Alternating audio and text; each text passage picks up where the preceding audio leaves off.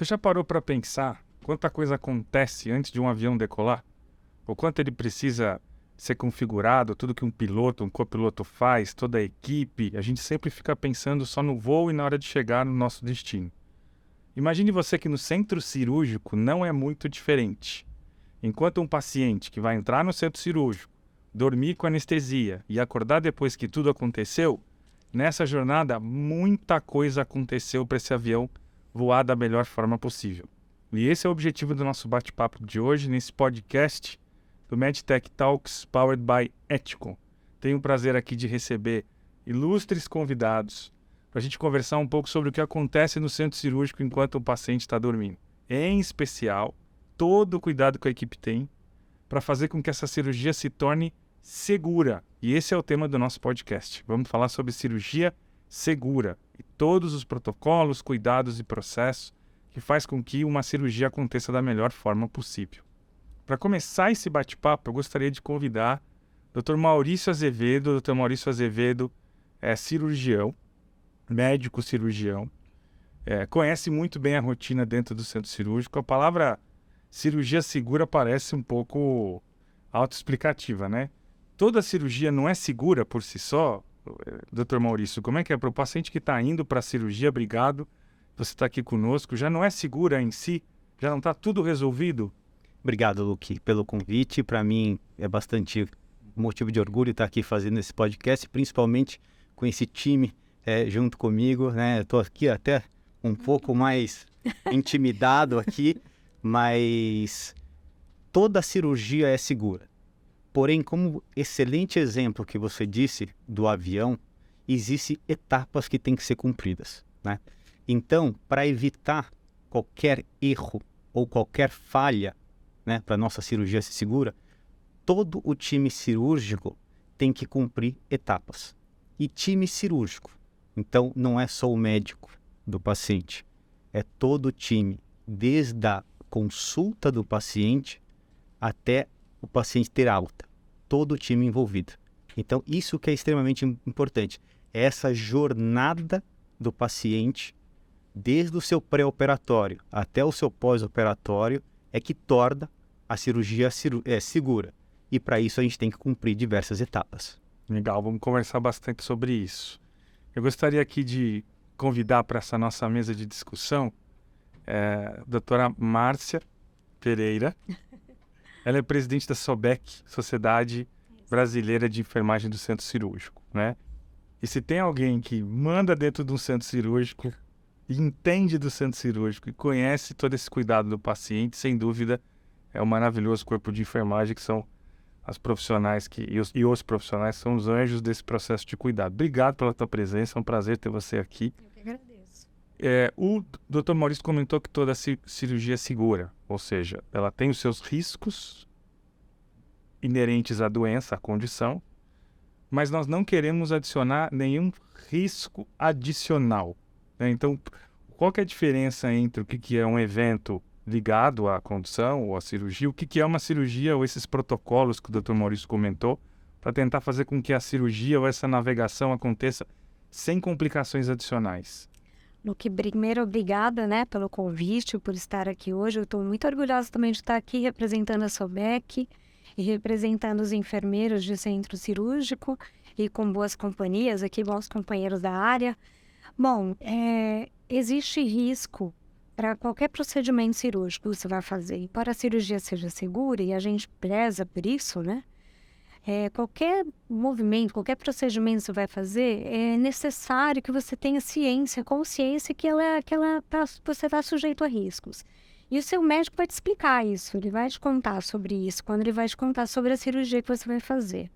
Então, ele esclarece para você, naquele momento que ele escolhe o processo cirúrgico com aquele médico, ele vai te esclarecer, olha, essa cirurgia tem estes riscos. Algumas menos, outras mais riscos. E esses riscos são aqueles que a gente precisa gerenciar dentro do centro cirúrgico. E para isso, né, como o Dr. Maurício falou, muito bem falou, a gente tem protocolos em cada uma das etapas da cirurgia segura. Né? O que é uma cirurgia segura? Cirurgia segura ela foi instituída pela Organização Mundial da Saúde justamente porque eles detectavam muitas falhas durante o processo cirúrgico. Isso foi lá em 2010. E aí, no Brasil, isso também foi publicado em 2013, foi publicado um manual de cirurgia segura, para ajudar os profissionais da área cirúrgica a saberem quais são os riscos e como se comportar para garantir que a gente está operando o paciente certo, o local certo, não tem nenhum risco para aquele paciente durante o procedimento cirúrgico. Então, um evento que não é esperado é aquele que você não rompeu nenhuma dessas barreiras que estão dentro desse protocolo descrito. Então, se você tem que operar o paciente certo, você tem que checar o nome daquele paciente, qual é o procedimento cirúrgico que ele vai fazer, em que local ele vai ser operado, vai ser operada a perna direita, a perna esquerda, essa perna tem que estar marcada, e só então você vai colocar na sala de cirurgia. Então, tem várias etapas para que a gente garantir que a gente não coloque o paciente em risco. Ótimo, obrigado pela presença.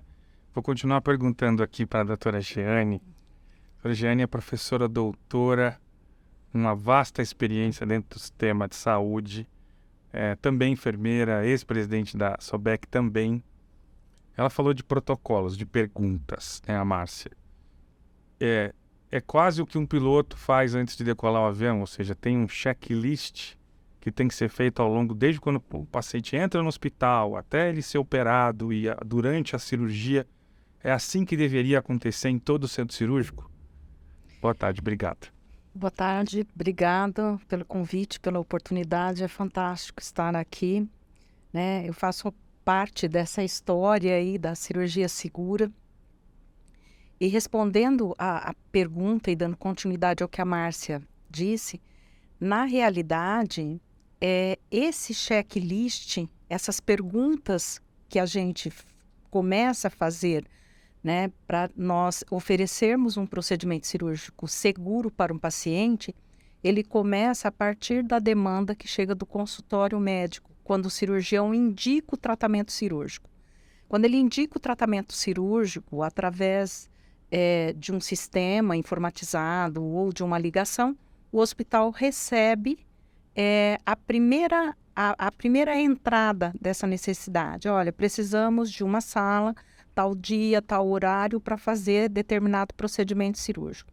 Aí nós já começamos a fazer os questionamentos e preencher o checklist. Então, assim, qual é a idade do paciente, qual é o nome do paciente, qual é o nome correto da cirurgia, qual é o nome do cirurgião. E aí nós vamos, a partir da identificação da equipe cirúrgica e do paciente, nós vamos, então, aumentando o nível de perguntas para tipos de equipamentos, necessidade de transfusão de sangue, tipos de exame, materiais, necessidade de vaga de UTI. Então, o checklist, ele começa ainda o paciente nem chegou no hospital, né? E depois, quando esse paciente chega até o hospital, ele vem para ser internado, aí nós vamos rechecando todas essas informações com esse paciente para que realmente a gente possa oferecer, né, o máximo de segurança durante o procedimento cirúrgico, né? Então, esse é uma parte fundamental do protocolo de cirurgia segura. É você ter tudo muito bem organizado para que você possa oferecer todas as condições dessa cirurgia ter aquele resultado que o paciente espera, que o cirurgião espera e que todos nós profissionais da saúde esperamos. Muito bem, muito obrigado.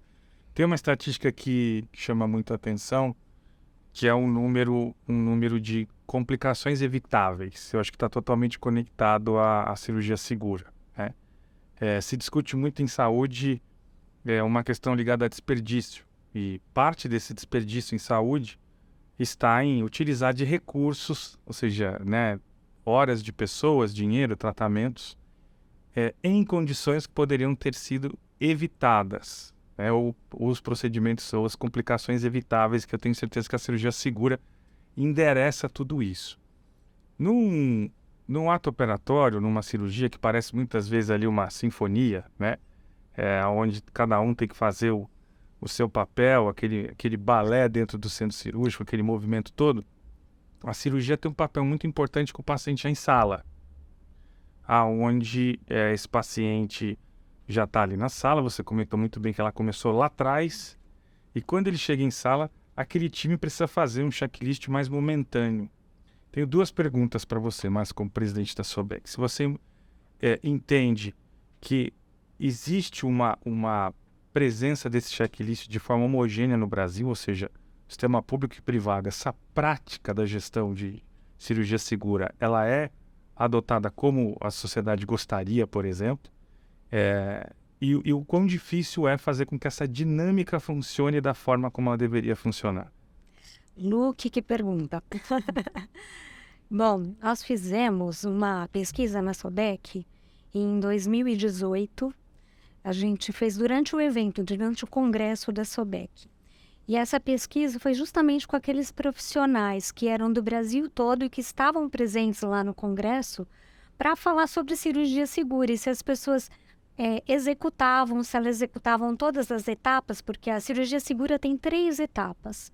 A primeira etapa é antes de anestesiar o paciente, ainda com o paciente acordado, até porque quando a pessoa está ali presente, acordada, ela ajuda a gente a identificar alguns erros que podem acontecer.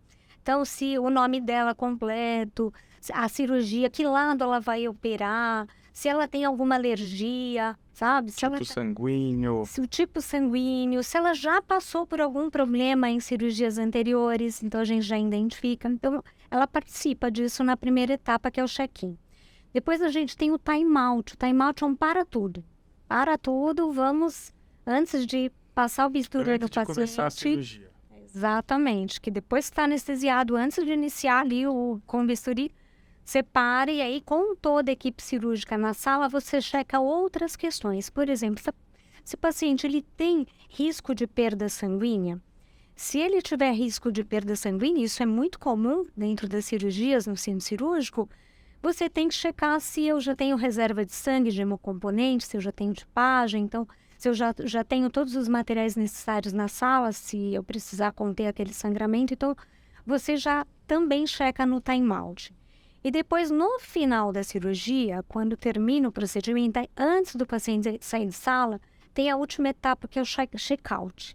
O que é o check-out? Check-out nós vamos checar, olha, a gente usou compressa, né, no abdômen, na barriga desse paciente, usou gaze. Elas saíram todas da barriga, não ficou nenhuma contida, né? Acho que todo mundo conhece alguma história de uma compressa com uma barriga aí. Então, a gente hoje tem muito esse cuidado de checar o que pode, tudo que entrou em contato, que ficou na cavidade do paciente. E também a gente checa espécimes, por exemplo, se tem um anátomo patológico para ser encaminhado, um exame, uma descoberta ali no momento cirúrgico precisa ser encaminhado. Então, essas são as etapas do checklist de cirurgia segura. Então, para garantir que isso aconteça na sala de cirurgia, os profissionais todos têm que estar envolvidos. Isso não é feito só por um profissional, né? É feito por todos os profissionais presentes na sala. Então, médico, que é o cirurgião, o anestesista, o time da enfermagem. Então, todo mundo está ali, tem que estar muito atento nesse momento em que a gente para e faz. E aí, nessa pesquisa que a gente fez em 2018, que a gente publicou recentemente, inclusive na revista latino-americana, ela tem relatos ali de várias áreas do Brasil contando um pouco das suas dificuldades de implantação ainda do checklist de cirurgia segura. Então, ainda não é homogêneo 100%, acho que todo mundo busca, né? E eu acho que a maior razão disso é a conscientização das pessoas, dos profissionais, do quanto que isso pode evitar um erro, uma falha, um problema numa cirurgia. E uma falha para um paciente é 100%, né? Exato. Embora, às vezes, dependendo da cirurgia, essa estatística pode até ser mais baixa, para ele é 100%. Então, Maurício, ela falou de gases dentro da barriga, né? Você é cirurgião do aparelho digestivo. Sim. Como que é para um cirurgião que está junto com essa equipe toda? Não sei se você já teve a oportunidade, ao longo da sua carreira, de operar em lugares ou em momentos aonde todo esse checklist, essas 3 etapas que a Márcia comentou, aconteceram, versus a rotina de você operar pacientes complexos, com risco de sangramento, com risco de complicações, sem essa rotina. Sim. Deixa eu só comentar o que a Márcia falou, que foi super importante. Ela falou sobre o checklist no momento, né, do ato operatório, né? Eu acredito que a cirurgia segura vem antes. Quando eu penso em cirurgia segura, eu penso em prevenção. Então, assim, evitar barreiras, na verdade, não são erros, né? Porque o erro é inadvertido, né? Então ele pode acontecer sem você ter a consciência que ele está ocorrendo, né? Mas a falha não. A falha em segurança em cirurgia, ela é um problema muito maior, porque você faz uma coisa fora da norma, né? Então, assim, você poderia evitar a falha, e a falha é que nós temos que evitar. Então, quando a gente fala em cirurgia segura, em prevenção, por exemplo, esse paciente tem risco de sangramento, o cirurgião não pode descobrir naquele momento. O cirurgião tem que ter visto isso no consultório, né? Então, assim, eu preciso me preparar, porque se esse paciente tem um risco de sangramento, eu preciso ter todo o material em sala para evitar que, se ocorra um sangramento, fique todo mundo desesperado naquele momento. E vocês já devem ter percebido como é um sangramento ativo no intraoperatório. Assustador. Assustador. Primeiro que o cirurgião não acredita o que está ocorrendo. Não sei se já viram isso. O cirurgião fica olhando um sangramento ativo e fica um silêncio em sala, né? Então, assim, não existe a vocalização, a verbalização, juntamente para fazer com que todo o time atue naquele momento, né? Então é a hora de, como você pegar uma gaze, não está funcionando. Eu estou num sangramento perto de um órgão muito nobre, não posso usar uma energia avançada, né? Eu não posso dar um ponto aqui. O que eu tenho naquele momento para parar aquele sangramento? Se ele não está preparado para aquilo, você não tem, por exemplo, um hemostático naquele momento para conter aquele sangramento, o paciente perde sangue. E sangue, a gente sabe, sangue é vida. Tem um ônus isso, né? Então, assim, a gente tem que se prevenir a isso, né? Então, a gente tem que preparar aquele paciente, solicitar o material com antecedência. Não obrigatoriamente a gente vai usar. Mas se ocorrer um problema, todo o time, e é por isso que eu falo time, né? Não é a equipe cirúrgica, a equipe anestésica, a equipe de enfermagem. Todo o time cirúrgico está acordado que tem que ser usado naquele momento. Para quê? Para evitar a cirurgia não ser segura, né? Então, assim, você comentou super bem sobre a analogia da aviação, e muito desse checklist vem da aviação, né? Todo mundo que pegou um voo aqui percebe o quanto o piloto e a equipe que está trabalhando no voo se falam o tempo todo, né? Cross-check, confirmado, é isso, vou levantar 10 mil pés, velocidade cruzeiro. E a gente não faz muito isso. E a gente precisa fazer, né? Para quê? Para tornar todo esse procedimento muito mais seguro. Mas se a gente não está com todo o material correto para aquela situação, aí é que a gente está expondo o paciente, ou todo o time, ou uma instituição a uma perda de confiabilidade, que não deve ser, né? Eu vou explorar um pouco mais com você essa questão de situações onde acontece situações inesperadas, como um sangramento, ou algo que é esperado na cirurgia precisa ser gerido. Mas eu quero ver antes da Jane, que tem muito tempo de centro cirúrgico e de gestão e de organizar um time, né? Ou seja, criar uma cultura de segurança, para que isso que o Dr. Maurício comentou, ou seja, o hospital comece antes, faça as 3 etapas dentro do saúde cirúrgica, siga no pós-operatório, mas crie uma cultura de que esse cuidado, como, por exemplo, ter tudo disponível para fazer uma gestão de situações complicadas, isso é tão difícil quanto educar todo mundo sobre cirurgia segura, ou não? É muito difícil, Luke. Eu quero fazer uma abordagem em cima da fala da Márcia e do Dr. Maurício, que é o seguinte: a cirurgia segura ela é muito recente no nosso país. Aliás, ela é recente no mundo. A Márcia falou de 2010. Nós começamos esse processo muito discretamente em 2004, no mundo. Foi quando o Brasil se comprometeu com a OMS, que o Brasil investiria nos protocolos de cirurgia segura aqui no país. Então, isso é um compromisso de todos nós. Do compromisso à mudança de cultura, nós precisamos avançar muito. E aí, quando a Márcia fala da pesquisa, que ainda não é uniforme, é porque muitos profissionais, tanto médicos, enfermeiros e instrumentadores, não acreditam, né, do quão eficaz é o checklist de cirurgia segura. Então, eles acreditam muito mais que é um processo burocrático administrativo para atender as empresas de certificação do que efetivamente trazer segurança para o paciente. E, na realidade, já foi comprovado. É um instrumento extremamente eficaz, barato, não tem custo nenhum, para você aplicar e aumentar a segurança do paciente, tá?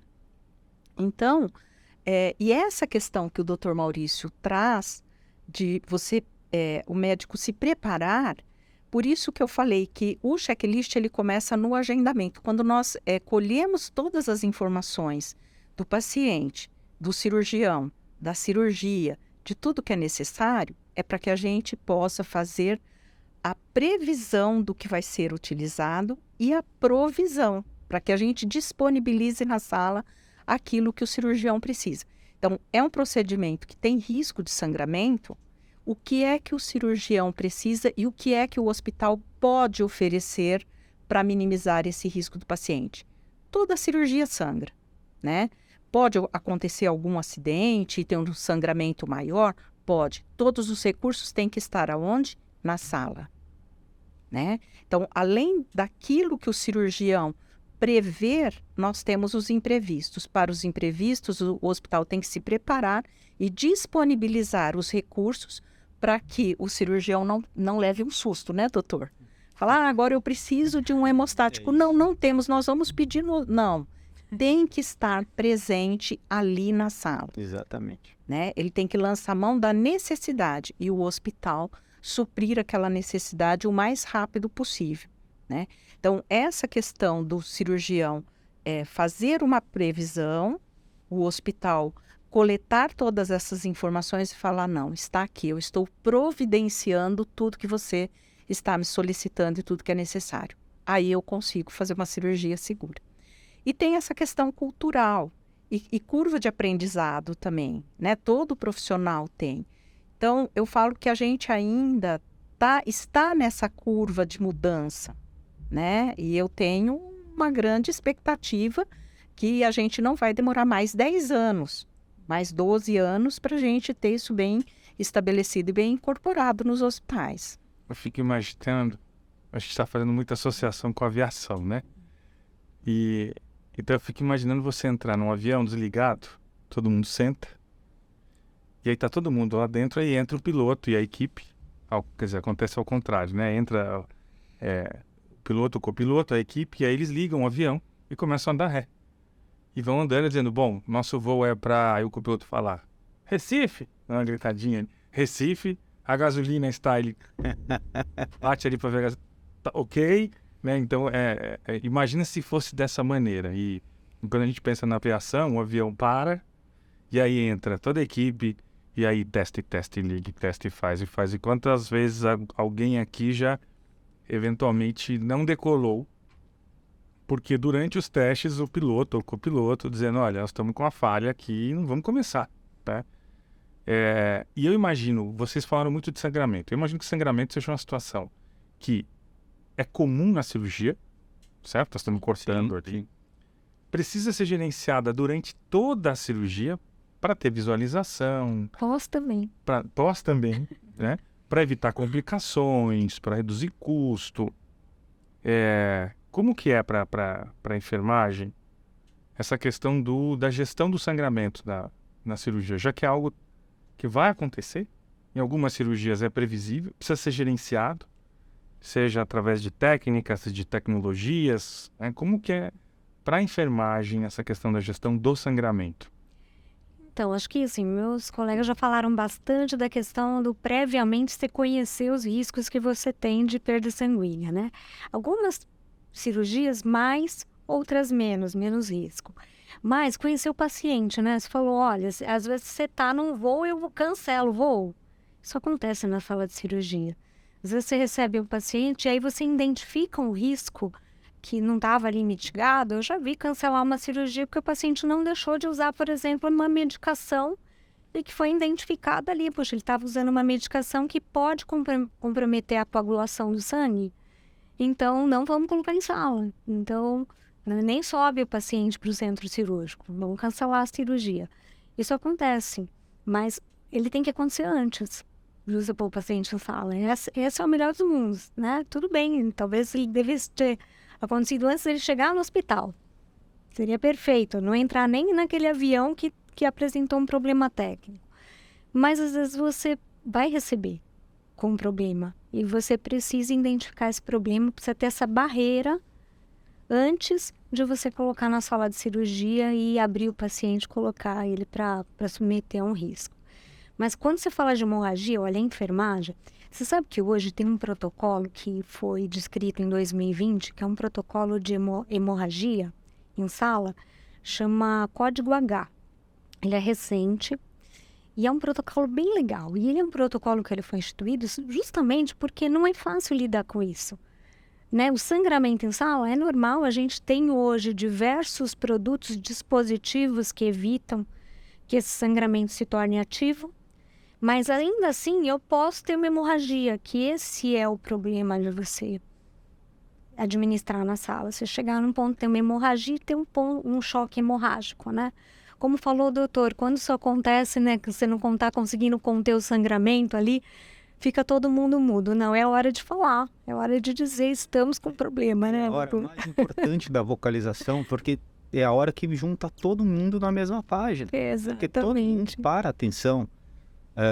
O anestesiologista, ele começa a olhar para o monitor, tem que falar para o cirurgião, e olha, realmente está tendo uma repercussão aqui da pressão, da frequência Está caindo cardíaca. a pressão, a frequência está mudando, peraí. Veja que um sangramento, de vez em quando é um sangramento oculto, que o cirurgião não está vendo. E quem vai avisar? Vai ser justamente o anestesiologista. Olha, veja o que está ocorrendo aí. Por quê? Porque a frequência cardíaca e a pressão do paciente não está se mantendo. Né? E aí ele vai checar. E a própria enfermagem, às vezes está retirando as compressas, está pesando, está vendo que está saindo com mais peso do que deveria. Então, quer dizer, está tendo perdas. A gente faz um controle de ganhos e perdas, né? Então, também é o momento de você alertar. Então, todo mundo ali tem que estar muito concentrado para entender naquele momento se tem um risco ali, se está acontecendo alguma coisa que possa favorecer um choque hemorrágico. E o Código H é justamente para isso. Foi algo que foi criado justamente porque a gente tem esses momentos dentro. Pode acontecer um momento dentro da sala e que coloca o paciente em risco. E um risco eminente, assim, que pode ser um risco grave para o paciente. E para que existe o Código H? O Código H é uma capacitação de todos os profissionais que estão lá no centro cirúrgico, o cirurgião, o anestesista, a equipe de enfermagem, o farmacêutico, o banco de sangue, o laboratório. Ele é acionado naquele momento onde você está identificando um sangramento ativo e essa equipe acionada já entende que ela tem que atuar rapidamente para diminuir o risco de virar uma consequência mais grave para o paciente. E aí, todo mundo junto, né, vai conseguir ali atuar para colocar o material mais rapidamente na sala, ter o sangue. Então, isso é muito importante. Então, a enfermagem, eu acho que o papel da enfermagem dentro da sala operatória, do enfermeiro, do circulante de sala, é conhecer os riscos do paciente, conhecer a cirurgia, estar sempre atento, né? E conhecer os porquês que ele faz aquele processo. Então, ter esse momento de comunicação com a equipe. Comunicação é muito importante na sala de cirurgia. Então, quando você entende que você tem um risco, isso precisa logo ser encaminhado. Então, por isso que é legal você ter um protocolo como o Código H, hemorrágico, né, o Código H, porque na hora você já sabe quem você aciona, é um time para você acionar para rapidamente responder aquele evento que está acontecendo na sala. Então, acho que esse é o papel da enfermagem. Muito bom. Então, Maurício, como médico, né, que de que forma você entende que a gente pode quebrar um pouco dessa barreira cultural, né, que a Jeane comentou, para que o cirurgião também seja um dos porta-vozes e protagonistas para essa transformação cultural? Ou seja, a Jeane acho que deixou muito claro que não é simplesmente ter informação, você tem toda uma mudança cultural. Me chamou muito a atenção quando ela disse que as pessoas ou as equipes, por vezes, podem não acreditar que um protocolo, uma gestão processual, né, que tenha de fato impacto na complicação. Isso dificulta a mudança cultural, embora tenha muita evidência em relação a isso. Como médico, como é que você vê esse cenário para quebrar essa barreira e criar uma cultura, seja para gestão de sangramento, seja para todo o time-out comentado, para ter os materiais disponíveis em sala? Como quebrar essa barreira? Que eu acho que uma coisa super importante é isso. Primeiro, que é isso que nós estamos fazendo aqui. Primeiro, conversar sobre o assunto, né? Esse assunto tem que ser amplamente difundido, como nós estamos fazendo aqui, né? E a conscientização da equipe cirúrgica, né? Quem é responsável pelo paciente é o cirurgião até a saída do centro cirúrgico, né? Então, ele tem que ter a consciência de todo o processo de que ocorra é responsabilidade dele. E se olhar, né? Nós falávamos aqui do código H, mas o grande problema também não é a hemorragia maciça. Existe a pequeno sangramento, que está ligado diretamente a piores resultados. A permanência do paciente por mais tempo intra-hospitalar, a necessidade de não tomar bolsa de sangue no intraoperatório, mas perceber a posteriori que tem uma anemia. Ou seja, usar de recursos para que a cirurgia tenha o menor sangramento possível, mesmo que não seja do código H, Exato. É cirurgia segura. É cirurgia segura, né? Nós estamos focando aqui o seguinte: vamos evitar uma complicação no intra e no pós-operatório. Então, assim, é um sangramento, ele é um pequeno, é emporejamento, é embabação, mas continua sangrando. Aquele pouquinho que está sangrando ali, isso, se não conter naquele momento, ele vai dar uma repercussão, né? Então, a conscientização é extremamente importante, né? Então, perceber que esses passos intraoperatórios vão fazer vão ter um resultado pior do que se não você parar, cauterizar, dar um ponto, usar a gase, não melhorou, posso usar uma energia mais avançada, uma pinça bipolar, uma pinça ultrassônica. Não consigo, porque eu estou muito próximo de um nervo, de uma artéria, uma veia nobre. Nobre que eu digo é muito grande, né? Que eu posso piorar, que eu use um hemostático naquele momento ali para conter aquele sangramento, porque isso vai me trazer melhor resultado do que eu deixar aquilo evoluir, né? Jeane, você com muita experiência dentro do centro cirúrgico, mas também com experiência de gestão de enfermagem, né?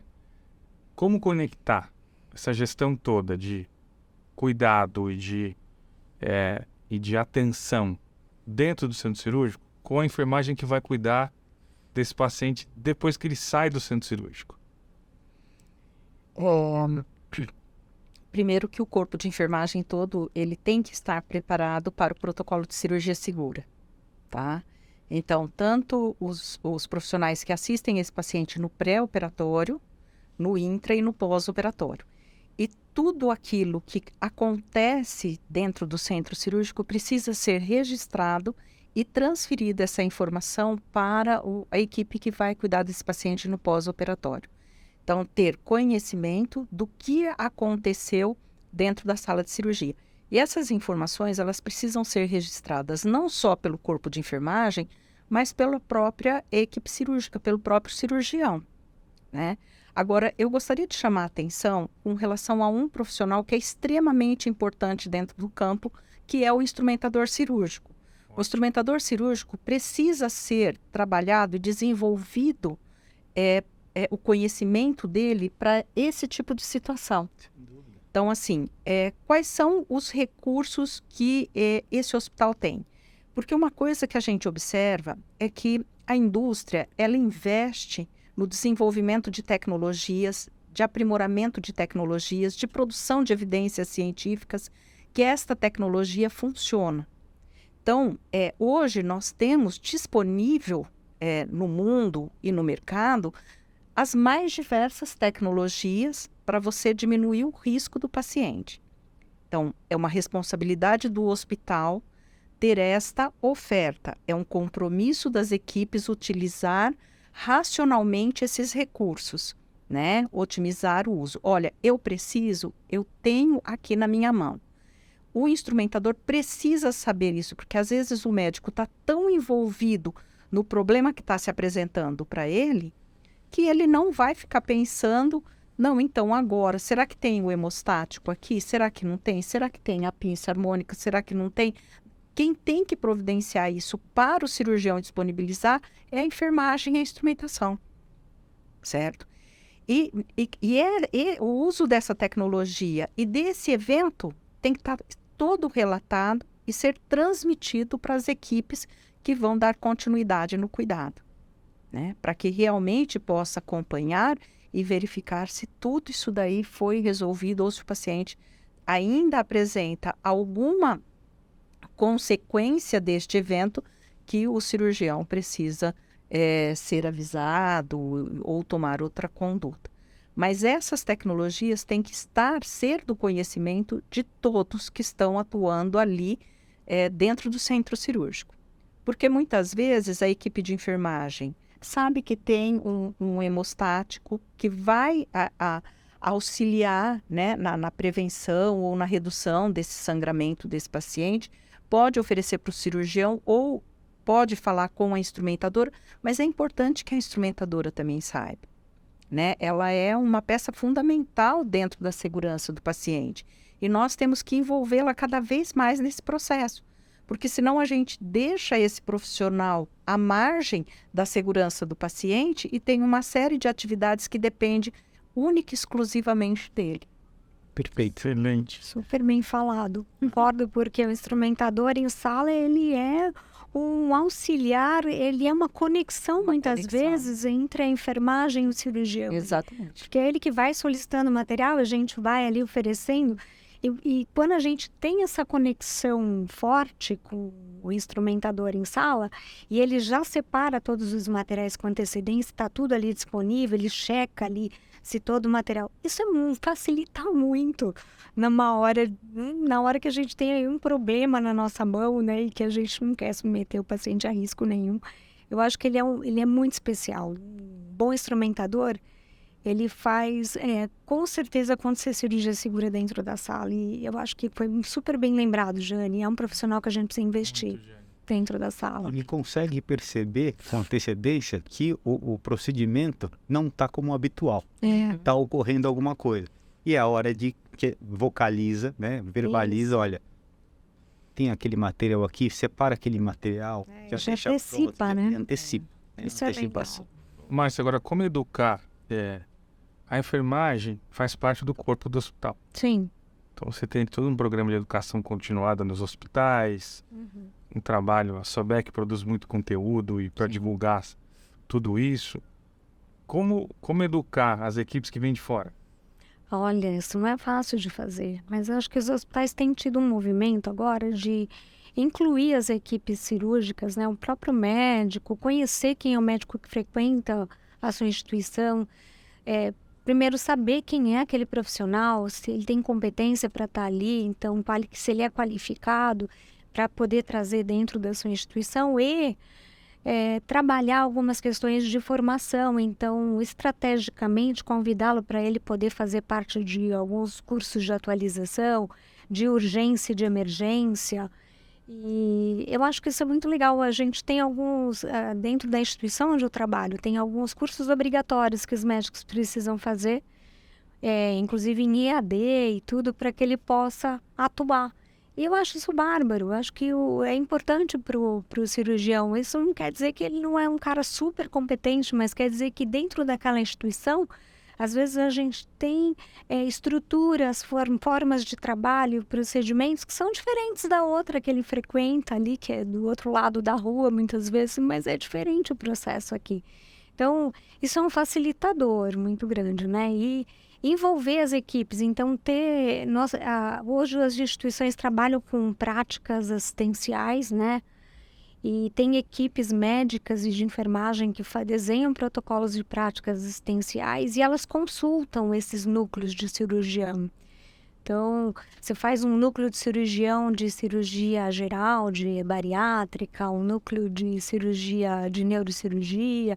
Então, são núcleos de especialistas que se aproximam para o hospital e ajudam a gente a desenhar um protocolo e são envolvidos nesse desenho de protocolo. Eu acho que isso super funciona, assim, para você garantir o envolvimento da equipe. E é lógico, não é fácil. Para um corpo aberto, quando você tem muitos médicos frequentando, né, garantir que ele vai ter adesão dos protocolos de cirurgia segura, como a gente discutiu aqui. Então, é monitorar, é supervisionar, é notificar isso para práticas médicas, para que ela possa abordar esse médico, chamá-lo, né, por que ele não está aderente, né, como é que ele vê isso, o que a gente pode fazer para melhorar e como é que ele deve participar disso, o que o hospital precisa dele para que ele participe disso e garanta que o paciente esteja seguro, né? O Dr. Maurício falou uma coisa, o paciente é do cirurgião, é verdade. Então o cirurgião traz o paciente e a maior responsabilidade é dele, né? Ele criou um vínculo com o paciente confiou nele quando ele veio para o hospital. E tem que ter uma conscientização, né? Assim, a equipe médica precisa ter uma conscientização, né? O quão importantes são esses espaços, né? Não é um problema fazer um checklist, responder 3, 4 perguntas, muito pelo contrário, né?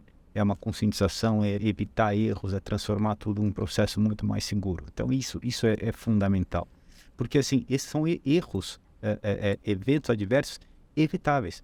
Tem um artigo, esse artigo tem 10 anos, é de 2013, ele fala que existem por eventos adversos evitáveis, 400 mil mortes por ano.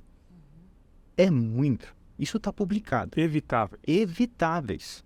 Não é inevitável. É Sim. evitável. Então, veja o quão catastrófico é isso aí.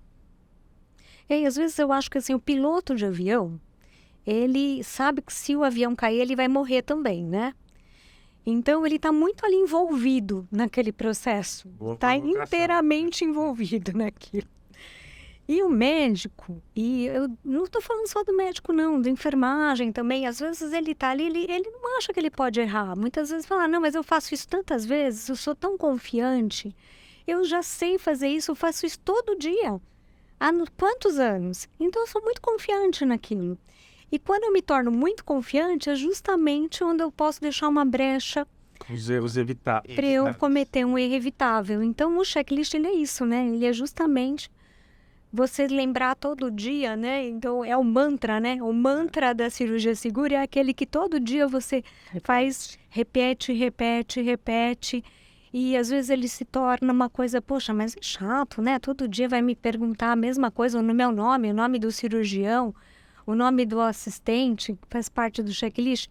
Mas faz parte. Então é importante que as pessoas participem, mesmo que elas se sintam muito seguras. E que bom que ele é um profissional seguro, competente, mas ele é sujeito à falha. Bom, nosso bate-papo tá uma delícia aqui, né? Mas a gente tem que caminhar para o final desse bate-papo e eu vou deixar aqui uma pergunta para vocês responderem, mais provocativa, porque a gente falou da enfermagem, nós falamos do corpo clínico, do instrumentador, muito bem lembrado pela Jeane, do cirurgião, assistente anestesista, né? O paciente que vai ser submetido a uma cirurgia, de alguma forma ele cobra, pede, orienta para que eventualmente ele esteja exposto a uma linha de cuidado mais segura? Ou seja, não é uma pergunta tão fácil de responder, porque é uma responsabilidade do sistema de saúde oferecer o melhor. Mas que recado será que a gente pode deixar para um paciente que vai passar por uma cirurgia, ou seu familiar passar por uma cirurgia, em que ele possa perguntar ou se preocupar se o familiar ou ele está passando por um processo onde os erros evitáveis possam estar mais gerenciados? Começo por vocês, obrigado. Bem, hoje, todos esses protocolos de cirurgia, todos nós temos que envolver o paciente e o familiar, tá? Então, a mensagem que é importante quem nos ouvir entender é o seguinte: mesmo eu estando numa condição de saúde fragilizada, e o cirurgião sendo a pessoa com quem, para quem eu estou depositando a minha vida e a minha cura, né? E normalmente os pacientes veneram essa figura do médico, ele tem que entender que ele tem o direito a questionar, a solicitar explicações, a tentar entender, a questionar o médico ou o corpo de enfermagem do hospital do porquê, né? Então, o porquê que eu preciso fazer esse tipo de cirurgia? Tem alguma outra forma que eu possa fazer para me recuperar melhor, que vai ser melhor para o meu caso? O cirurgião, ele tem todas essas informações e ele nunca se nega a passar. Mas, assim, o familiar e o paciente, ele tem que perguntar, até mesmo para ele conseguir entender o processo pelo qual ele vai passar, né? Eu preciso tomar sangue, né? Na cirurgia, eu vou precisar? Eu posso doar o meu sangue para depois ser transfundido em mim? Tem alguma outra forma? Olha, a minha religião não permite hemotransfusão. O que é que pode ser utilizado para evitar a hemotransfusão, né? Então, esses questionamentos, o paciente, o familiar tem todo o direito de fazer e precisa fazer, né? Como que vai ser minha recuperação, né? Então, tudo isso é uma forma da família e do paciente participar no processo como um todo, ativamente e não passivamente, né? Olha, eu estou aqui, coloco todo o compromisso em cima de vocês. E espero o resultado. Espero o resultado. E eu quero um resultado bom, né? Não me venha com resultado ruim, não. Então, o paciente precisa entender esse processo e ele pode sair fazendo as perguntas para esclarecer as dúvidas que ele tiver. Excelente, Giane, muito bom. Obrigado, viu, pela tua participação. Doutor Maurício. Luke, eu concordo com a Giane. Assim, eu acho que hoje em dia o paciente ele faz parte da tomada de decisão. Hoje em dia não existe mais decisão unilateral, né? O médico ele não é só eu vou fazer isso em você, né? Então tem que explicar. Olha, o teu caso é esse. Eu tenho estas propostas. O que eu acho melhor é isso. Pode ocorrer isso, aquilo, ou pode não ocorrer nada. Porém, vou tomar todas as medidas que, caso ocorra no seu processo cirúrgico algum risco, fique tranquilo que eu estou aqui fazendo um relatório solicitando todo o material que eu precise para a tua cirurgia. Que é onde entra os hemostáticos. Entre os hemostáticos, por exemplo, né? Entre os hemostáticos entra uma energia, entra uma sutura, entra todo um portfólio de segurança para o cirurgião oferecer o melhor para aquele paciente. Então, o cirurgião tem que fazer esse papel de explicar, né? E fazer com que o paciente entenda todo esse processo. Isso é extremamente importante. Calma, obrigado. Isso que eu agradeço. Obrigado, Luke. Márcia, palavras finais. Você sabe quando você falou? Eu lembrei muito da minha avó. A minha avó, ela tinha muito medo de operar. Porque ela achava que ela ia morrer na cirurgia, mas ela achava que ela ia morrer da anestesia. E eu entendia, porque naquela época era muito rudimentar e muita gente morria de anestesia mesmo. Hoje você não ouve falar isso, né? Porque a medicina evoluiu muito. Então, acho que a gente conseguiu evoluir tanto, né? Dentro dos hospitais, as instituições, os médicos, as empresas, né? Cientificamente, a gente evoluiu demais. Então, às vezes, a gente hoje está discutindo situações que a gente não discutia antes, porque a gente não tinha nem recurso para isso. Hoje a gente tem muito recurso e a gente tem que saber usar. Só que, para quem está do lado de lá, né? E está fragilizado, às vezes está passando um momento difícil, não sabe, às vezes vai passar por uma cirurgia, uma recuperação difícil, né? Uma cirurgia que tem uma chance de cura, talvez seja uma cura para aquele paciente. Eu diria que se eu estivesse nesse lugar, e eu já estive com a minha família nesse lugar, eu buscaria as informações, eu buscaria alguém que verdadeiramente me sentisse confiante, né? Porque confiança nos profissionais, ela é um vínculo, né? A gente estabelece o vínculo. Por mais que o profissional esteja ali, mas quando ele explica, quando você entende o que vai acontecer, e até que se ele fale de risco, de coisa difícil de falar, e até do diagnóstico que ele pode descobrir naquela cirurgia, quando você cria um vínculo, aquilo é tão legal, né? Essa confiança, né? Então, Importante. é muito importante você criar essa confiança. E o profissional, ele vai te levar para uma instituição que ele confia também. Ele também estabelece essa confiança com a gente que é profissional lá, que está esperando, ele está contratando a gente para trabalhar ali naquele momento da cirurgia, garantindo que ele acredita que a gente vai fazer o nosso melhor pelo paciente dele. Então, acho que tudo é um vínculo de confiança. E hoje a informação é fácil, né? Antigamente, na época da minha avó, ela nem sabia, não tinha informação para ela, né? Ela ouvia dizer que o vizinho morreu na cirurgia da anestesia, mas ela não tinha informação. Hoje tem muita informação. Hoje já tenho a avó ouvindo podcast. Já tem igual ouvindo, então informação é tudo também. Bom, obrigado, gente, pelo bate-papo.